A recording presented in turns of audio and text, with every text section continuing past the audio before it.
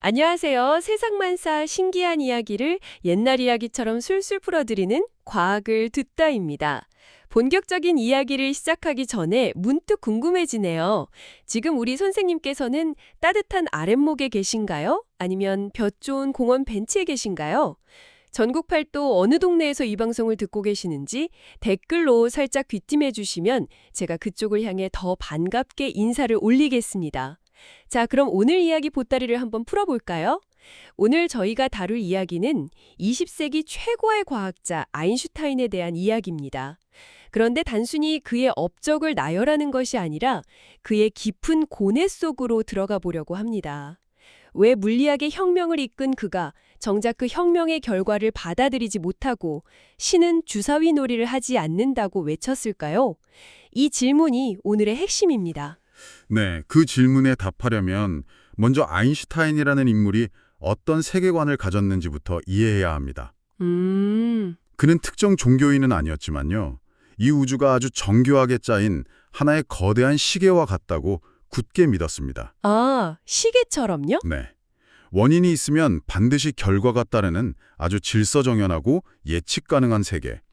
사실 그의 위대한 업적인 상대성 이론도 그런 거대한 우주의 질서를 수학이라는 언어로 완벽하게 증명해낸 작업이었죠. 그렇죠. 콩 심은 데 콩 난다는 그 인과율이 우주의 절대적인 법칙이라고 믿었던 사람이군요. 그런데 그 단단했던 믿음에 아주 작은 균열이 생기기 시작합니다. 맞습니다. 재미있는 건 그 시작이 무슨 거창한 우주현상이 아니라 우리 눈에 보이는 아주 작은 빛에서부터였다는 점입니다. 바로 그 빛의 이중성 문제 말이죠. 네, 아주 오랫동안 과학자들은 빛의 정체를 두고 정말 치열하게 싸웠습니다. 한쪽은 뉴턴처럼 빛이 총알이나 콩알 같은 작은 알갱이, 즉 입자라고 주장했고요. 입자설이군요. 다른 한쪽은 빛이 소리나 물결처럼 퍼져나가는 파동이라고 주장했습니다. 이 둘은 절대 섞일 수가 없는 개념이었죠. 그렇죠. 알갱이는 벽에 부딪히면 막히지만 파동은 장애물을 만나도 그 뒤로 이렇게 휘어져서 돌아나갈 수 있으니까요. 바로 그겁니다. 그런데 결국 과학자들이 발견한 건 빛이 어떨 때는 입자처럼 행동하고 또 어떨 때는 파동처럼 행동한다는 정말 기묘한 사실이었습니다. 말 그대로 두 얼굴을 가졌다는 거네요. 관찰하는 상황에 따라서 성격이 바뀌는 것처럼요? 맞습니다. 아인슈타인 자신이 광전 효과라는 현상을 설명하면서 빛이 에너지 덩어리, 즉 입자라는 사실을 증명해 버렸거든요. 그런데 또 다른 실험에서는 빛이 명백하게 파동의 성질을 보이니까요. 결국 과학계는 이 모순적인 결론을 받아들일 수밖에 없었습니다. 빛은 입자이면서 동시에 파동이다. 자, 여기서부터가 진짜 혼란의 시작인 것 같습니다. 이 이상한 성질이 빛에만 해당하는 게 아니라 우리 몸을 포함한 세상 모든 것을 이루는 가장 작은 단위들, 그러니까 전자나 원자 같은 모든 물질의 근본적인 속성이라는 게 밝혀지면서부터요. 네, 바로 그 지점에서 닐스 보어, 베르너 하이젠베르크 같은 젊은 물리학자들이 주축이 된 양자역학이라는 새로운 학문이 등장합니다. 그들은 미시세계에서는 우리의 상식이 전혀 통하지 않는다고 선언했죠. 어떤 식으로 말인가요? 예를 들면 이런 겁니다. 전자는 핵 주위를 정확한 궤도를 따라 돌고 있는 게 아니라는 겁니다. 그저 구름처럼 어디에 있을지 모르는 확률로만 존재한다는 거죠. 확률로만 존재한다고요? 네. 그러다가 우리가 관측하는 그 순간 비로소 수많은 가능성 중에 딱 하나로 위치가 결정된다는 겁니다. 와, 평생을 우주의 완벽한 설계도를 찾으려 했던 아인슈타인의 심정이 어땠을지 상상이 갑니다. 그 설계도의 가장 기본 재료가 아마 여기쯤 있을걸? 이라는 확률이라니요? 그렇죠. 바로 그 지점에서 아인슈타인의 그 유명한 말이 터져나온 겁니다. 신은 주사위 놀이를 하지 않는다. 네. 1927년에 열렸던 제5차 솔베이 회의는 정말 세계의 대결이었습니다. 아인슈타인과 양자역학을 이끌던 닐스 보어가 정면으로 충돌했죠. 아인슈타인이 매일 아침 식사 때마다 양자역학의 허점을 파고드는 아주 교묘한 질문, 그러니까 사고 실험을 들고 와서 보어를 공격했습니다. 만약 이렇다면 양자역학은 틀린 것 아닌가? 하고 말이죠. 맞습니다. 그럼 보어는 밤새 동료들과 머리를 싸매고 고민한 뒤에 다음날 아침에 그에 대한 반박을 내놓는 시기였습니다. 아주 팽팽했죠. 그 논쟁의 가장 핵심에 있었던 것이 바로 하이젠베르크의 불확정성 원리, 불확정성 연리 아니었습니까? 네, 맞습니다. 불확정성 원리. 입자의 위치와 속도, 이 두 가지를 동시에 정확하게 알 수는 없다는 원리요? 저는 이 개념을 처음 접했을 때 단순히 우리의 측정 기술이 부족해서가 아니라 원래부터 불가능한 우주의 근본 속성이라는 점이 가장 충격적이었습니다. 정확히 보셨습니다. 그게 핵심입니다. 자, 선생님, 한번 생각해 보시죠. 아주 작은 전자의 위치를 보려면 어떻게 해야 할까요? 무언가로 비춰봐야겠죠? 빛이라던가. 그렇죠. 그런데 바로 그 빛 에너지가 전자를 때려서 튕겨나가게 만듭니다. 위치를 정확하게 보는 바로 그 순간 전자의 속도는 이미 다른 값이 되어버리는 거죠. 아, 위치를 재면 속도를 놓치고 속도를 재려 하면 위치를 놓치는 그런 딜레마군요. 네, 마치 안개가 짙게 낀 도로에서 앞차의 정확한 위치와 정확한 속도를 동시에 파악할 수 없는 것과 비슷합니다. 이건 기술의 한계가 아니라 관측이라는 행위 자체가 미시세계에 영향을 미치는 근본적인 문제인 겁니다. 이 불확정성이 너무나 터무니없다고 생각했던 또 다른 천재가 바로 슈레딩거였죠. 그가 양자역학을 비꼬기 위해 만들었다는 슈레딩거의 고양이 사고 실험은 정말 유명하잖아요. 네, 그 유명한 고양이 이야기죠. 상자 안에 고양이 한 마리와 50% 확률로 독가스가 터지는 장치를 함께 넣습니다. 그리고 뚜껑을 닫죠. 양자역학에 따르면 우리가 뚜껑을 열어서 확인하기 전까지 이 고양이는 살아있는 상태와 죽어있는 상태가 확률적으로 동시에 존재한다는 겁니다. 중첩되어 있다고요. 슈레딩거는 이게 말이 되는 소리냐고 항의하기 위해서 이 예를 든 거였죠. 맞습니다. 그런데 아이러니하게도 닐스 보어와 그의 동료들은 그렇다.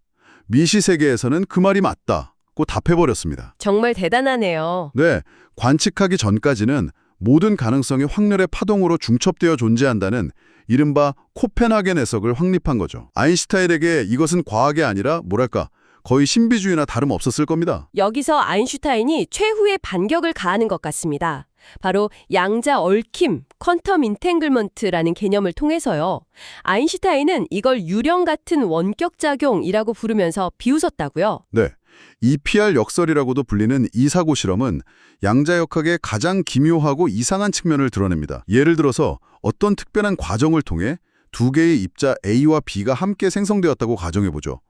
이 둘은 서로 얽혀 있어서 A의 상태가 결정되면 B의 상태는 그 즉시 반대로 결정되는 특별한 관계에 있습니다. 아, 마치 한 상자에 들어있는 오른손 장갑과 왼손 장갑처럼요. 정확한 비유입니다.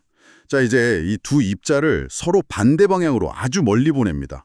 우주 양 끝으로 보냈다고 상상해 보시죠. 네. 그 후에 제가 여기 지구에서 A 입자의 상태를 딱 측정해서 아, 이건 오른손 장갑이구나 하고 확인하는 순간 저 멀리 안드로메다에 있는 B 입자는 측정하지 않아도 왼손 장갑이라는 게 즉시 확정된다는 거죠. 바로 그겁니다. 아인슈타인이 공격한 지점이 바로 이겁니다. 첫째, 어떻게 지구에서의 측정 행위가 수백만 광년 떨어진 곳에 있는 입자에게 즉각적으로 영향을 줄 수 있는가?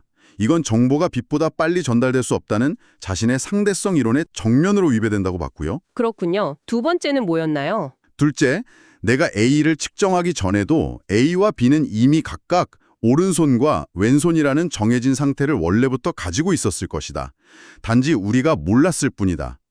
양자역학이 측정하는 순간 결정된다고 말하는 건 그 이론이 불완전하다는 증거라고 주장한 겁니다. 아, 그 유명한 질문과도 맞닿아 있네요. 내가 달을 보지 않을 때 달은 존재하지 않는가? 당연히 존재해야 하는데 양자역학은 마치 우리가 보기 전까지는 달이 거기 있을 확률만 존재한다고 말하는 것처럼 들렸겠네요. 맞습니다. 아인슈타인은 양자역학 너머에 우리가 아직 발견하지 못한 숨은 변수, hidden variable가 있을 거라고 굳게 믿었습니다. 이 모든 확률적인 현상을 완벽하게 설명해줄 그 무언가요. 그는 죽는 날까지 우주의 모든 힘을 설명하는 통일장 이론을 찾으려 했었지만 결국 실패했죠. 그리고 시간이 한참 흐른 뒤 여러 실험을 통해 결국 유령 같은 원격작용이 실제로 일어나는 현상이라는 게 증명되었고요. 네, 놀랍게도 실험 결과는 모두 보어의 양자역학에 손을 들어주었습니다. 아인슈타인의 직관이 틀렸던 거죠. 결국 과학의 역사에서는 아인슈타인이 이 위대한 논쟁에서 패배했다고 기록하고 있습니다. 하지만 그의 패배가 과연 무의미하기만 한 것이었을까요? 그의 그토록 끈질긴 질문과 반박이 없었다면 양자역학이 이토록 깊은 철학적인 의미까지 탐구될 수 있었을까 하는 생각이 듭니다. 아주 중요한 지적입니다. 아인슈타인의 반대는 양자역학을 더욱 단단하고 견고하게 만드는 일종의 담금질 역할을 했습니다. 그의 질문 덕분에 과학자들은 양자역학이 대체 무엇을 의미하는가에 대해 더욱 깊이 성찰하게 되었죠. 자, 여기서 우리는 이런 철학적인 질문에 도달하게 됩니다. 우주는 왜 이토록 불확실하고 확률적인 모습일까? 만약 이 세상이 아인슈타인의 생각처럼 완벽한 톱니바퀴처럼 모든 것이 정해진 대로만 움직인다면 우리의 선택이나 노력 같은 것들이 과연 무슨 의미가 있을까요? 어쩌면 이 예측 불가능한 확률의 영역이야말로 신이 혹은 자연이 우리 인간에게 남겨준 자유의지의 공간이 아닐까 하는 해석이 참 인상 깊었습니다. 네, 결정된 하나의 미래가 아니라 여러 가능성의 문이 열려 있다는 것. 그것이 바로 이 불확실성이 우리에게 주는 또 다른 의미일 수 있습니다.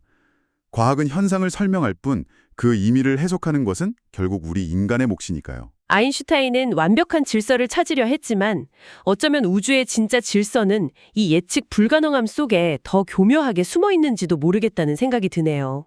오늘 이야기를 나눠보니 아인슈타인의 고뇌는 단순히 늙은 과학자의 고집이 아니었네요. 질서정연한 세계에 대한 깊은 믿음과 자신이 문을 연 새로운 세계의 혼돈 사이에서 벌어진 한 위대한 지성의 처절한 싸움이었습니다. 그렇습니다. 그는 자신이 판도라의 상자를 열었다고 생각했을지도 모릅니다.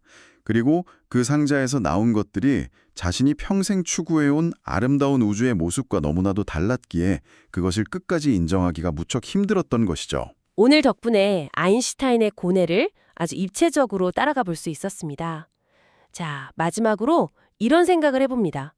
지금의 과학은 아인슈타인이 틀렸다고 말합니다. 하지만 100년이 지난 지금도 물리학계에서는 양자역학의 해석을 두고 논쟁이 계속되고 있다고 하더군요.